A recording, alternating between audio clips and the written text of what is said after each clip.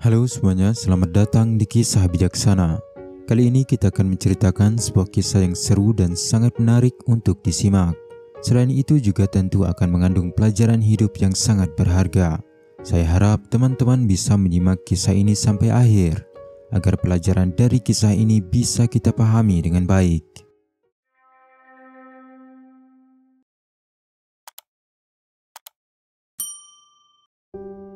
Suatu ketika di sebuah desa terpencil yang dikelilingi oleh pegunungan hijau, hiduplah seorang petani muda bernama Rudolf.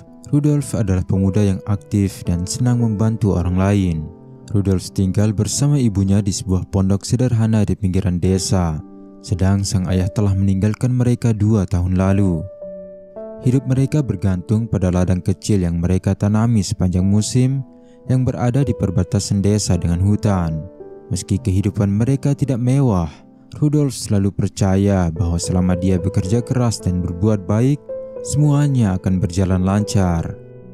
Suatu hari, setelah hujan lebat mengguyur desa sepanjang malam, dengan memakai topi kesayangan peninggalan sang ayah, Rudolf kembali ke ladangnya untuk memeriksa kondisi tanaman.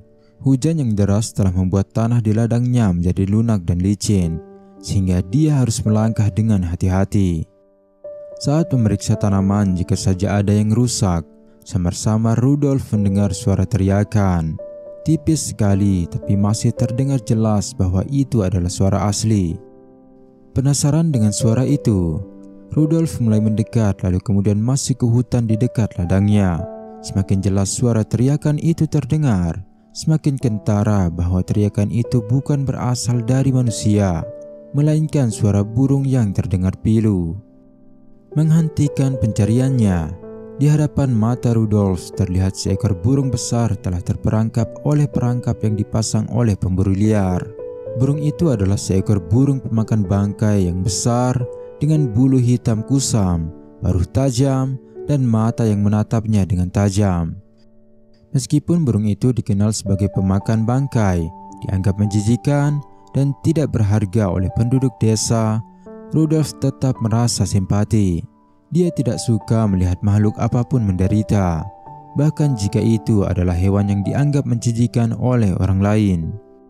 Dengan hati-hati, Rudolf mendekati burung itu sambil melihat ke segala arah, sebab tentu akan jadi masalah jika pemilik perangkap itu menemukan dirinya ikut campur dalam perkara perburuan ini. Perangkap yang mencengkeram kaki burung itu ternyata sangat kuat, dan tanah licin akibat hujan membuat posisinya sulit untuk dilepaskan. Namun Rudolf terus berusaha keras membebaskan burung itu. Dan setelah beberapa menit yang penuh ketegangan, akhirnya dia berhasil membuka perangkap tersebut. Burung itu terbang dengan susah payah, namun tetap mampu mencapai pohon besar di tepi ladang.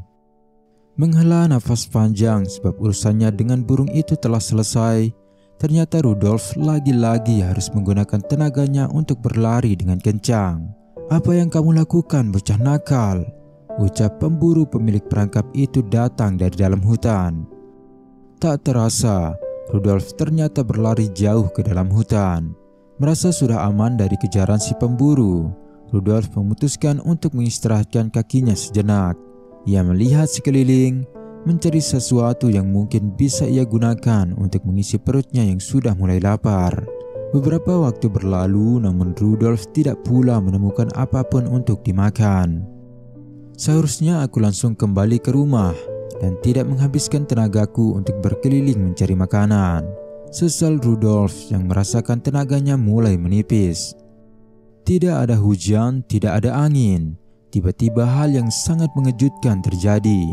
2 buah mangga dengan ukuran besar tiba-tiba jatuh di hadapannya, membuat jantungnya serasa mau lepas.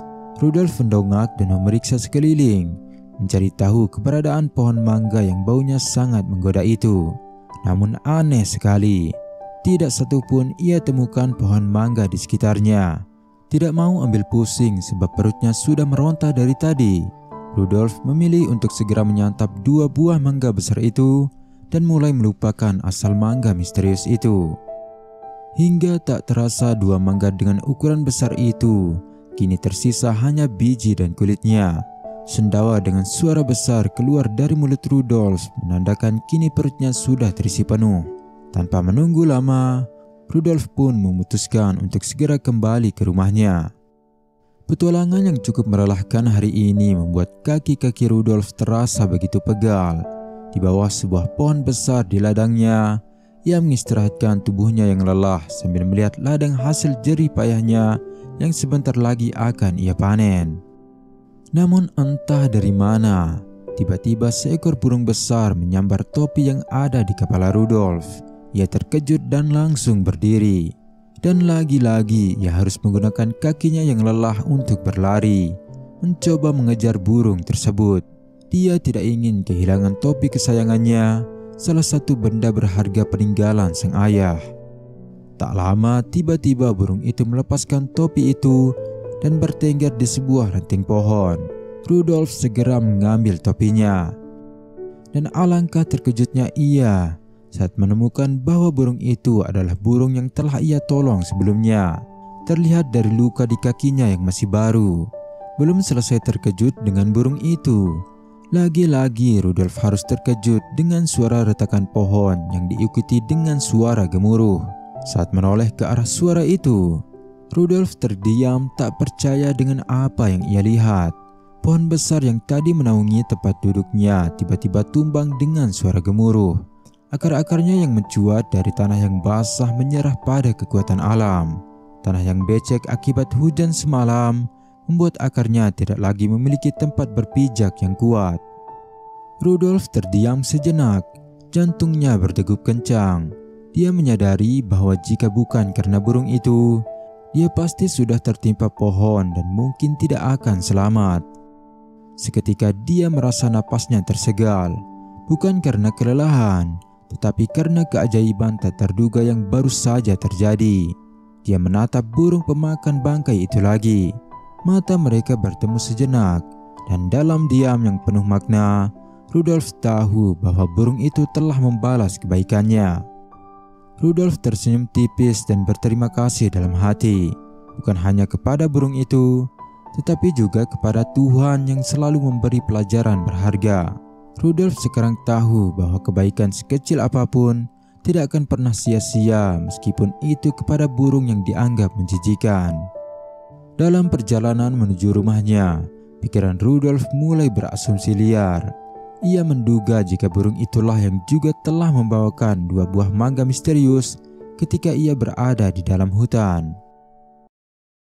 Teman-teman, semoga pelajaran berharga dari kisah ini bisa membuka mata kita.